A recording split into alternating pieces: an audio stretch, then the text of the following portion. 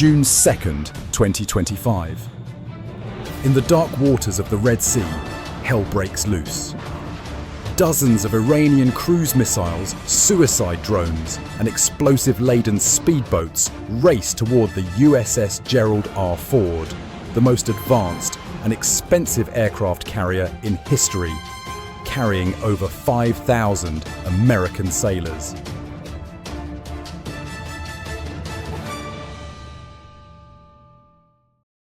Its flight deck stretches longer than 3 football fields, packed with jets, sensors, and layered defences.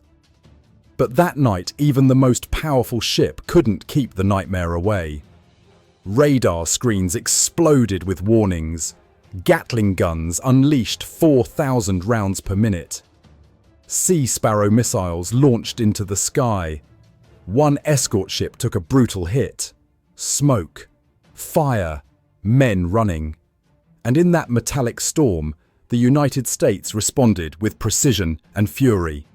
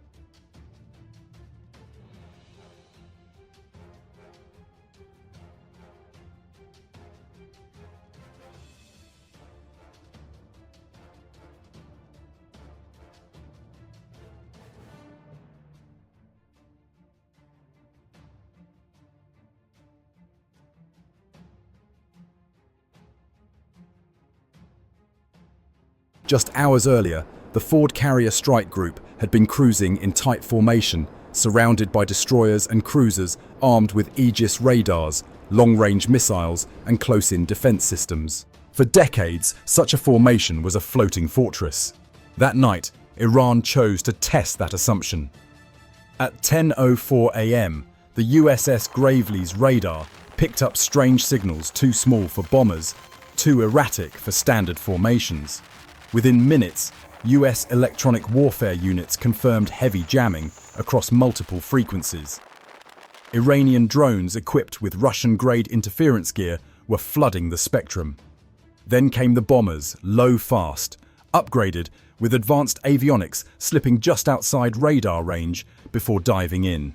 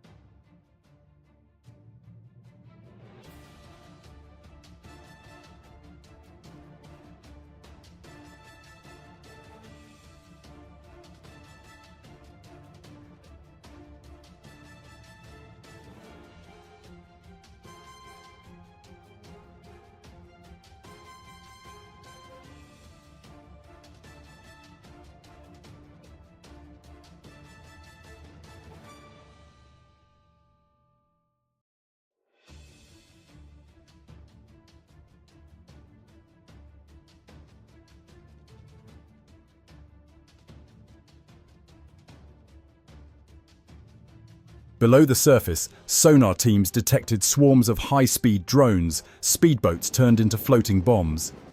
And from deep inside, Iran cruise missiles had already been launched, calculated to hit in the middle of the confusion. This wasn't just an attack, it was a storm. Iran wasn't betting on one weapon getting through. It was betting on overload bombers, drones, jammers, missiles and boats attacking simultaneously to break the US defenses and maybe strike the USS Ford itself. Alarms howled, sailors secured ammo, pilots sprinted to fighters. Below-deck damage control teams braced for impact. But there was no panic, only execution. Decades of drills activated like instinct. The outer ring fired first. SM-2 missiles ripped through the night, guided by faint radar signatures. Iranian bombers exploded mid-air. Cruise missiles flying low were intercepted by sea sparrows in a deadly ballet of speed and precision.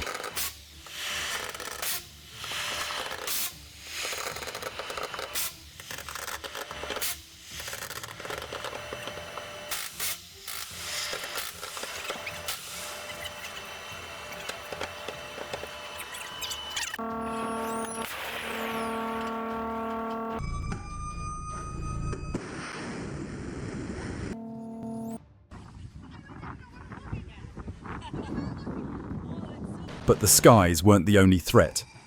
Unmanned Iranian boats charged across the waves, exploiting radar gaps left by drone swarms. The USS Gravely switched targets. Its chain guns shredded too. A third was obliterated by a Hellfire missile from a Seahawk helicopter, an orange fireball lighting the sea.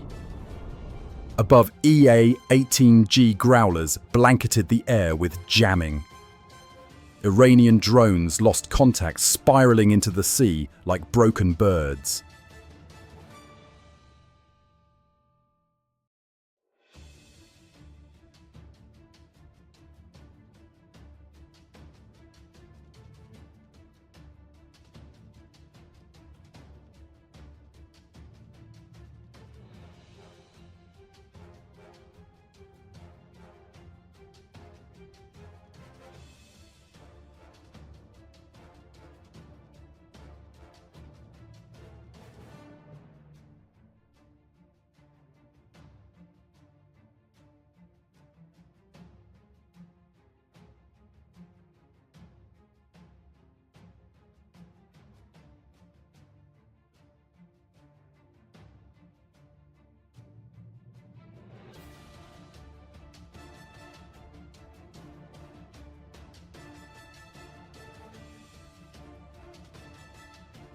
Still one got through.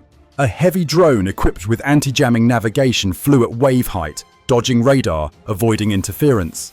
It wasn't headed for the Ford, it was aiming at the USS Mason. CIWS Gatling guns spun and fired. Tracers lit the sky. The drone staggered but kept going. In a flash, it slammed into the ship's port side. The explosion rocked the deck. Fires erupted, metal tore. But the crew responded instantly. Compartments sealed, fires suppressed. Despite the chaos, the Mason stayed afloat. Some were injured, but the worst had been avoided.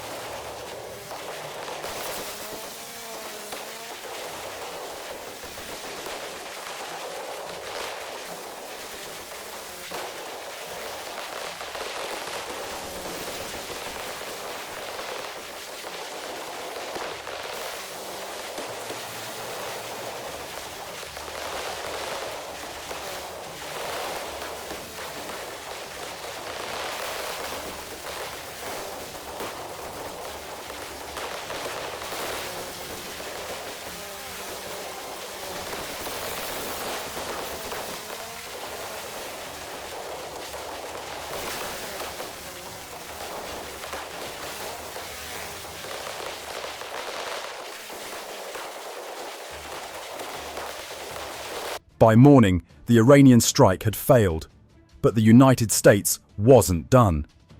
Hours later, Washington was wide awake. Inside the Pentagon, senior commanders reviewed satellite footage, sonar logs, and signal intercepts. The verdict was clear: retaliate, not symbolically but decisively. Strike at the very infrastructure that launched the attack.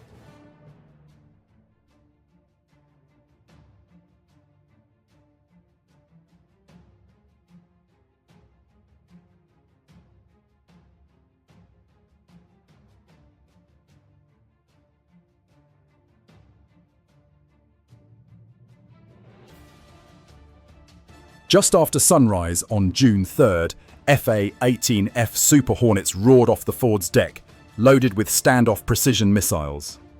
E-2D Hawkeyes stitched together real-time maps of Iranian launch zones. Growlers jammed Iranian radar, blinding defences.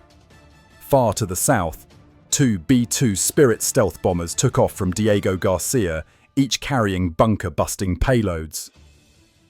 Their flight paths curved over the Arabian Sea, invisible to radar, en route to crush command bunkers near Shiraz. Beneath the sea, a Virginia-class submarine received a green light. Tomahawk missiles launched silently from the depths, racing toward drone facilities and coastal defences. The assault was precise, devastating. Iranian drone warehouses exploded. Command bunkers collapsed. Radar sites fell silent. Panic spread across Iranian airwaves. Some officers fled their posts. They knew more was coming, and the world watched.